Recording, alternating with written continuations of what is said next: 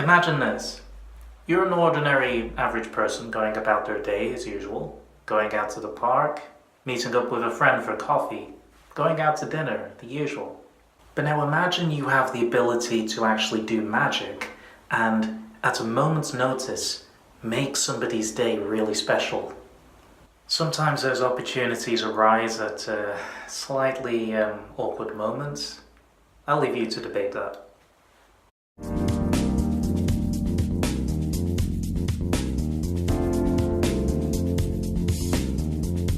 Hello, it's your friendly neighborhood magician Magi'Chris here.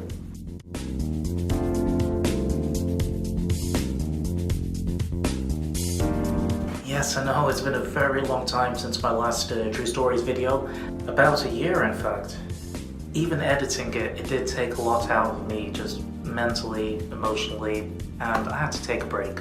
And also in the past year, as you can imagine, a lot has happened. I'm in a different apartment right now. This room is actually quite echoey. Maybe I should pad it up or something. And also for the past couple of months, I've been very unwell. It's more of a complicated stomach problem, and as you can see, I have lost weight. Now today's true story goes back years ago. Years ago as in I had just finished university years ago. So I was on a dinner date with a very sweet girl I had met at university. I decided to take her to this really nice Italian restaurant. And I remember it was so nice, like really nice low lighting, just candlelight, and conversation was flowing. Just one of those general relaxing romantic atmospheres. And it came to a point where our conversation was interrupted when, through the loudspeakers, the happy birthday tune came on. All the lights went out, and the waitress and some of the staff were bringing out like this special dessert while singing happy birthday, and everyone else in the restaurant was singing happy birthday because they were carrying this nice dessert that had these candles in. We were all looking out to see whose birthday it was. And it turned out it was for someone who was sat at a table that was actually very close to us. This very sweet young couple had taken their boy out for dinner for his birthday. And he must have been about, I don't know, 6 or 7 years old. But unfortunately, I could see that the son didn't look very happy at all. No, seriously, his face was a vision. Just sat there like... And I could tell it was because of the attention that all these strangers in the restaurant were giving him, applauding him and singing happy birthday from their seats. The dessert was put down in front of him, he blew out the candle, and in a very moody way he was just piling this dessert into his face. Then I kind of noticed that he was actually starting to cry. Oh man. If I had a son or a daughter, I would feel very bad that they're suddenly crying on their birthday.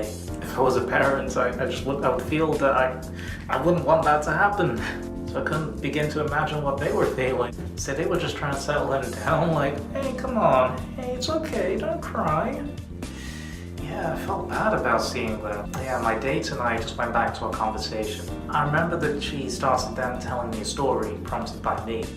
And so I sat there and I was really hanging on her every word and everything. But a couple of times, I have to admit, there were a couple of little moments where I got a bit distracted because I could see that he was still upset. And the parents were in the process of paying the bill. So in my head I was like, no, listen to what she's saying. So I went back and I listened to her story. But then I got distracted again when I saw that they were gathering their coats together and everything and they were about to leave. And I kept on thinking, oh come on, I don't want his night to end on a downer, it's his birthday. I don't know why, just something came over me. I kind of felt like I had to do something, I had the ability to do something. So right when the parents were slowly starting to get out of their seats, I instantly went to my date. Oh, I'm so sorry. Sorry, time. Could you just hold on for 1 second? I apologize. Just wait. He said, yeah, sure, like that. So I quickly got up and I went round to them and I just kind of said, hi there, hi, sorry, I just wanted to catch you before you left. How was your meal? And he said, oh, yeah, it's good, thank you, yeah. Sorry, I just wanted to wish your son a happy birthday. Did you have a nice birthday? And he kind of still looks a bit moody, and he wasn't sure about this stranger that came up to him, so he was like, yeah, like that. So I said to his parents, I actually saw you from that table over there, and I kind of felt bad because I don't want anybody to cry on their birthday. I'm actually a close-up magician. Would you like to see something really quick before you go? Maybe for your birthday? And then they'd say, oh yeah, absolutely. And I looked around the table and I grabbed the salt shaker, and I proceeded to pour salt, a long stream of salt, into my fist. And after a while I stopped, I put the salt shaker down, and then I got him to really watch carefully. And I went like that, and all of the salt particles were gone. And so he was stunned, and so were his parents. And I literally just waved my hands like that.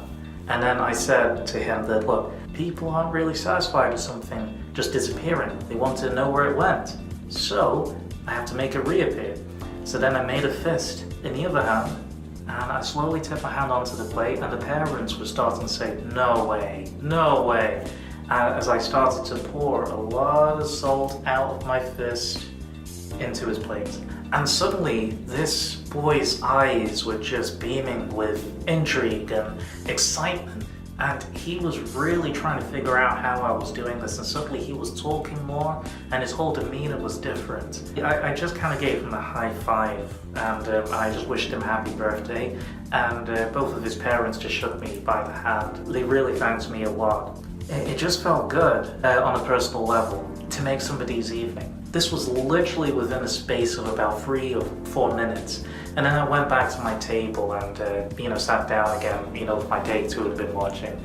I sat back down in front of her and I said, hey, I'm so sorry about that. I just kind of felt like I had to do something there because I felt bad seeing him cry. I'm so sorry I interrupted you. Please continue. Yeah, she said it was okay. It seemed to leave a bit of a smile on her face somehow. But naturally at the time, a part of me just felt a little bit bad for interrupting her story. I know this kind of thing could form a divide. Some people would find that kind of interruption a deal breaker, but for other people it would make a good impression on them. What do you think? I'm genuinely interested. Comment on this video and let me know. I guess one of the things I learned from that experience is that if I have the opportunity to really make somebody's day, and I choose to take that opportunity, it's not just good for that person, but it's good for me as well. So it kind of works both ways, really. It makes me feel like I am actually doing something good on this earth, that I'm taking yet another step towards the kind of person I want to be, that I'm taking on board the precious values that my parents taught me. And to me personally, that's priceless. Guys, thank you for watching this True Stories video. Make sure to like and subscribe. And be sure to follow me on all of these platforms. Although, to be honest, I do use Instagram a lot. More videos and exciting things coming your way soon. Be good to yourselves and each other. You take care.